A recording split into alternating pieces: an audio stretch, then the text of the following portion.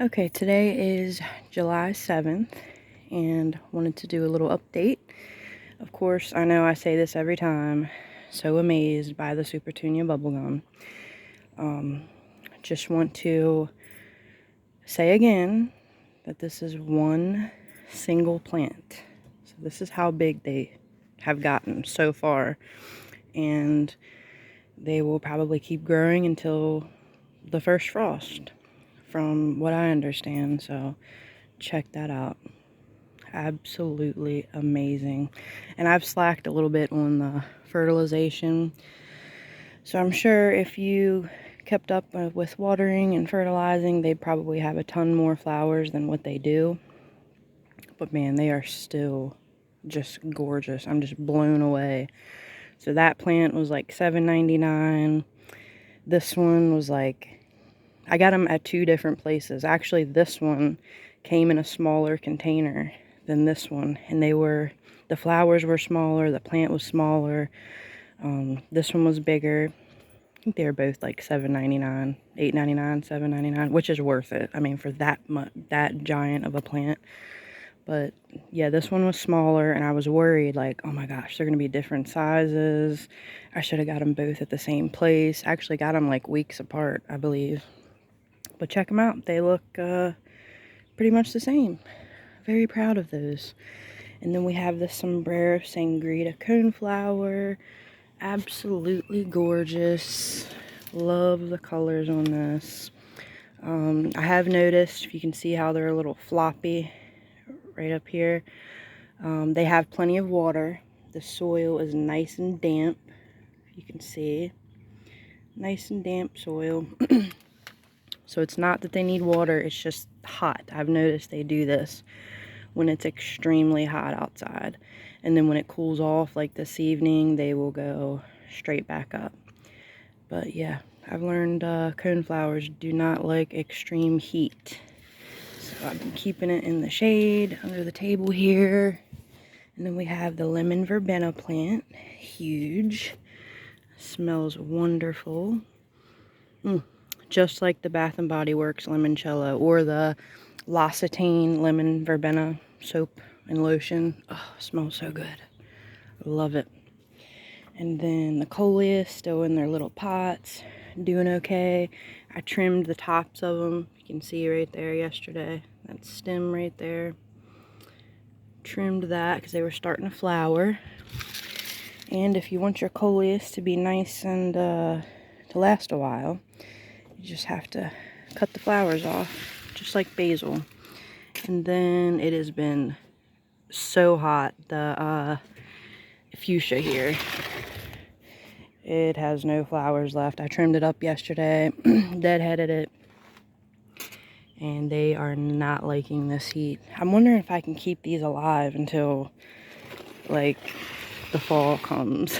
if they'll come back when the temperatures drop a little bit in the fall. See if I can keep them alive until then. And the basil, I trimmed this too. Red Reuben basil has a lot of pest damage from being up here on the porch. And then let's check out the dahlias. So none are bloomed currently right here, and I have to do some major weeding. The zinnias, taking a long time. I don't think they get enough sun. These dahlias, I should have done a video the other day because they were just beautiful.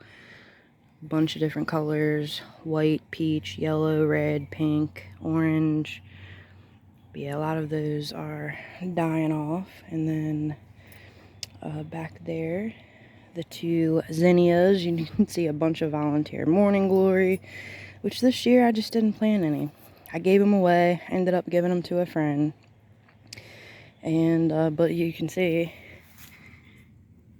all of these little seedlings are all morning glories. And there is a cypress vine or cardinal climber. I always get those mixed up. And then another, see, this looks like a melon or something. And then there's a morning glory behind it. There could be a melon there. I did have a Kajari melon in one of these spots last year, so I don't know. We'll see what pops up. I'm just gonna let it grow. Been doing some work in the garden. It's a big pile of sugar snap peas.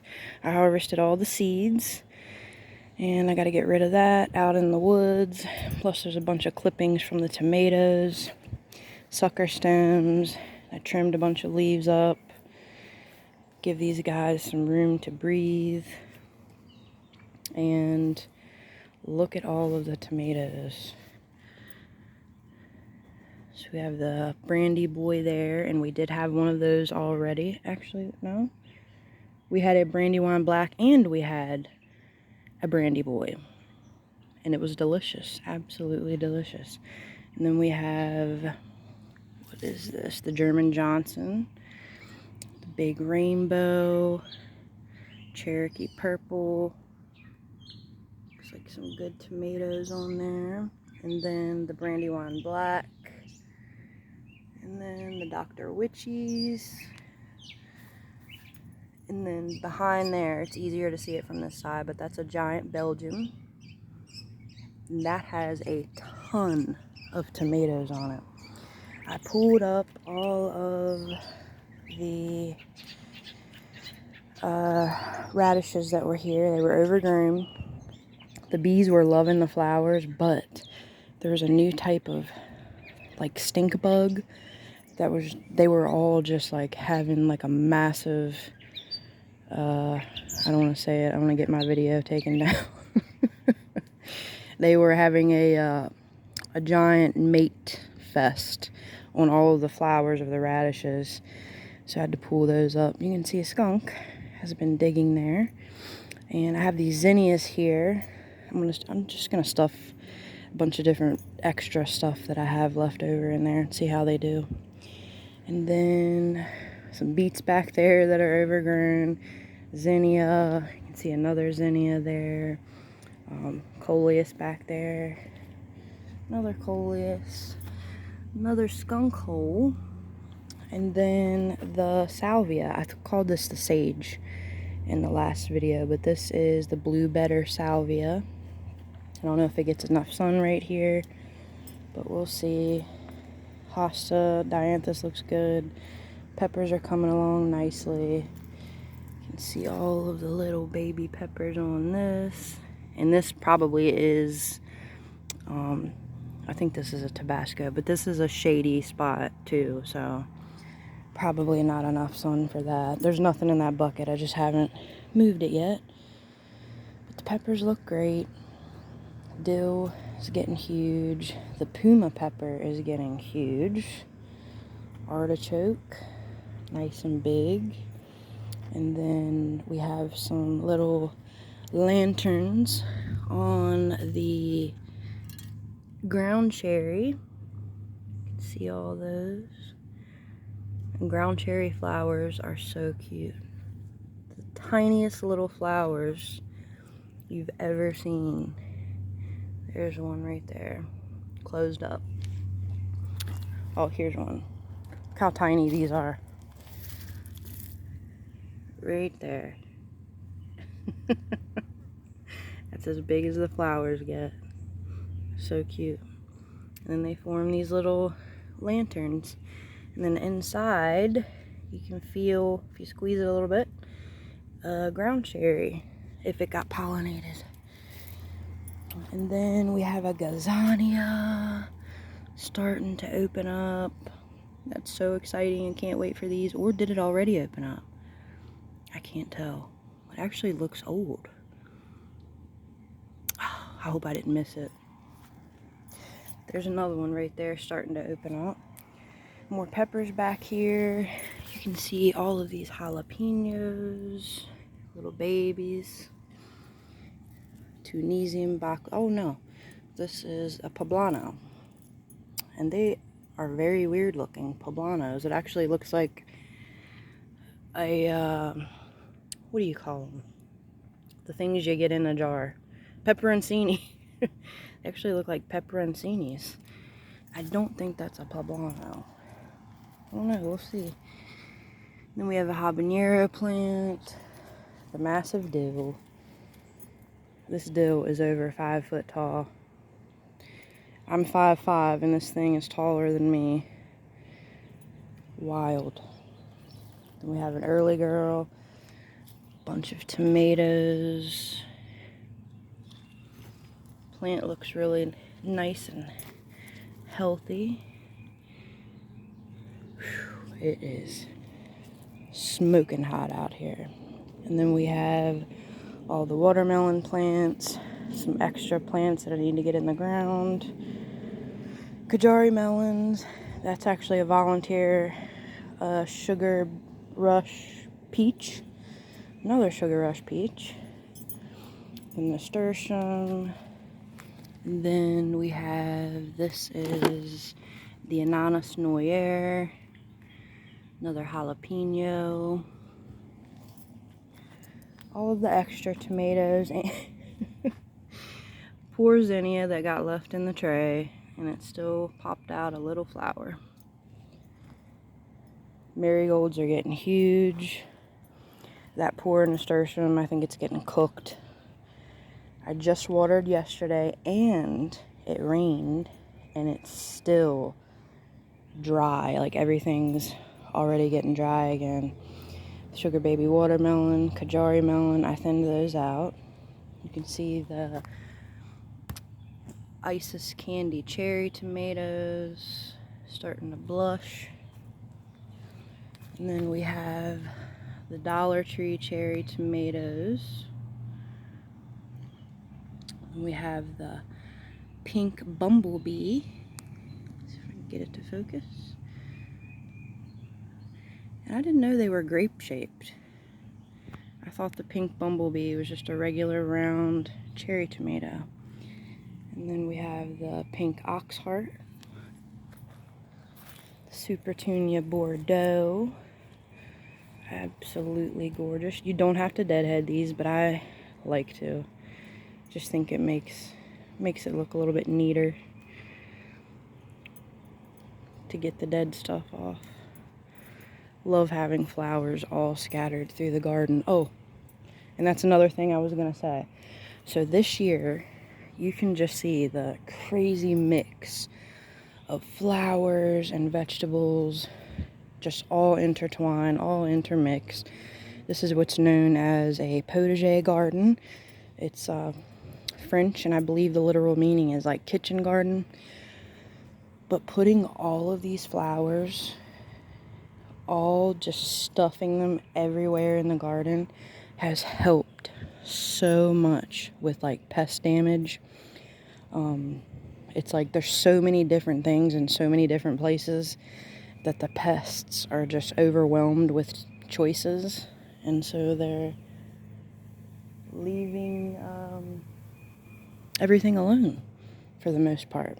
There is a little bit of damage here and there, of course, that's to be expected, but not as bad as previous years for sure. You can see the Super Sweet 100. You can see a Sun Gold down there. More trusses of tomatoes, another nasturtium. Another Sun Gold. There's a good bit of ripe ones on there. And the blue cream berry. Those at the bottom right there actually look ripe.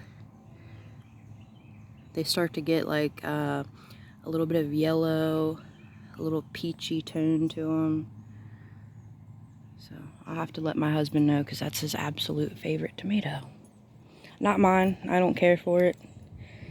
It's more fruity than like a tomato flavor, which you would think. I always thought, well, that sounds way better because I used to hate tomatoes. Well, fruity sounds way better.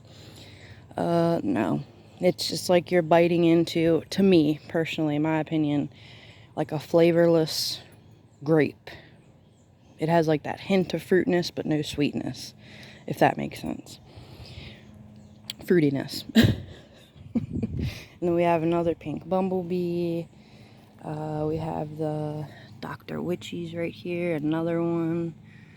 Plants are all doing good. Holy basil. Sweet William plant.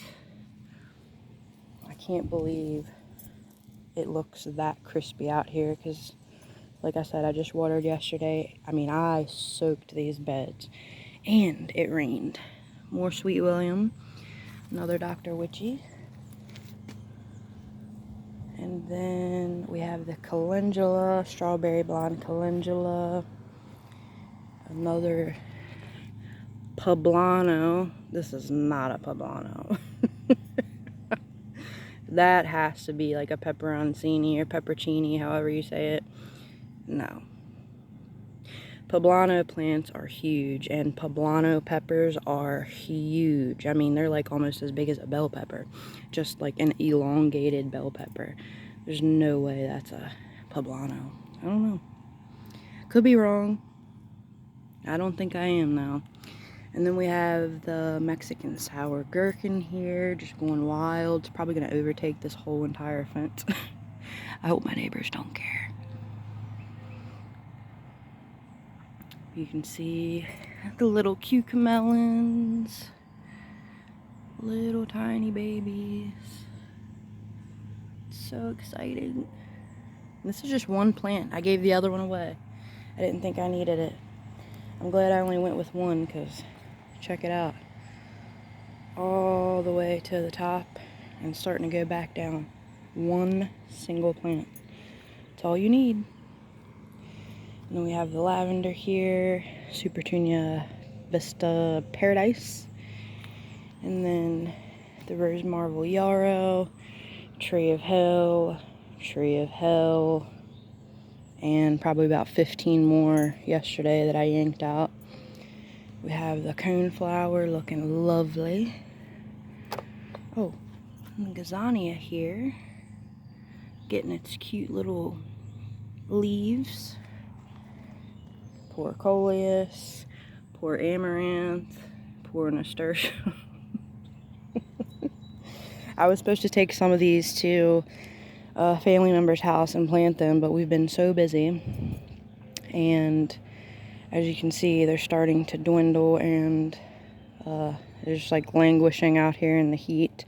The Purple Beauty bell pepper has a little tiny bell pepper on it, still in the tray. Oh, poor thing. Check this out. I just can't get over how beautiful this is. Wish I could see it from the top, but it's so tall.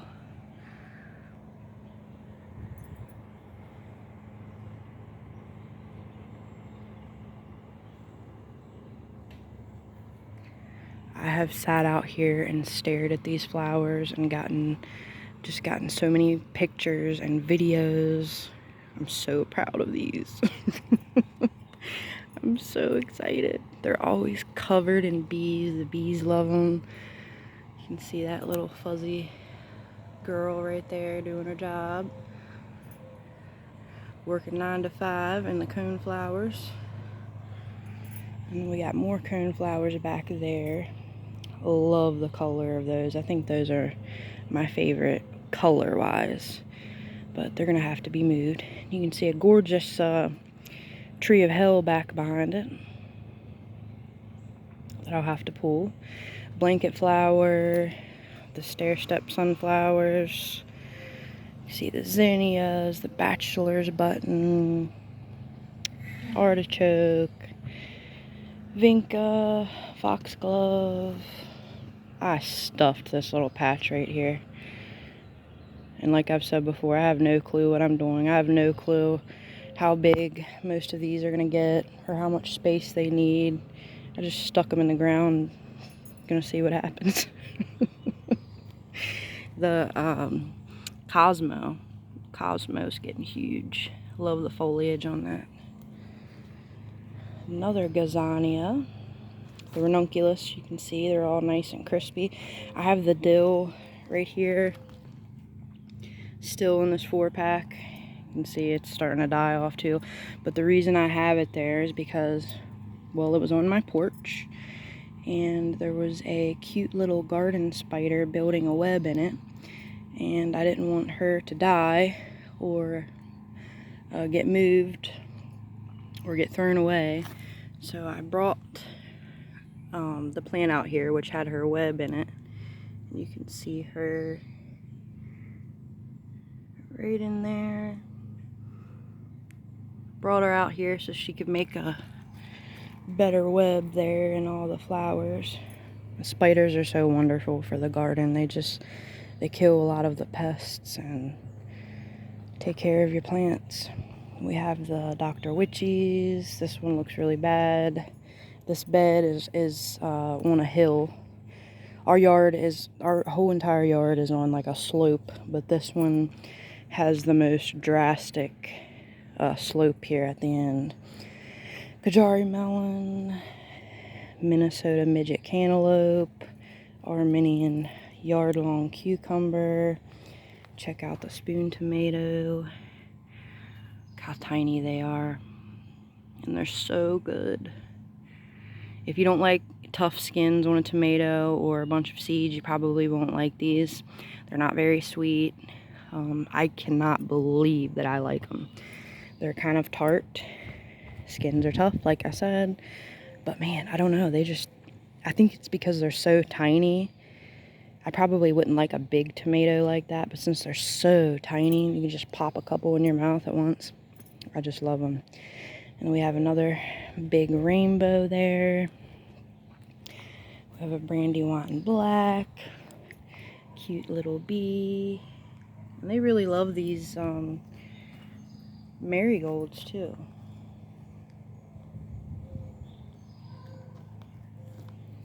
They don't stay on them very long, so there must not be too much pollen in there. But they like them. And then we have, let's see, a Brandywine pink here. Little baby tomato down there.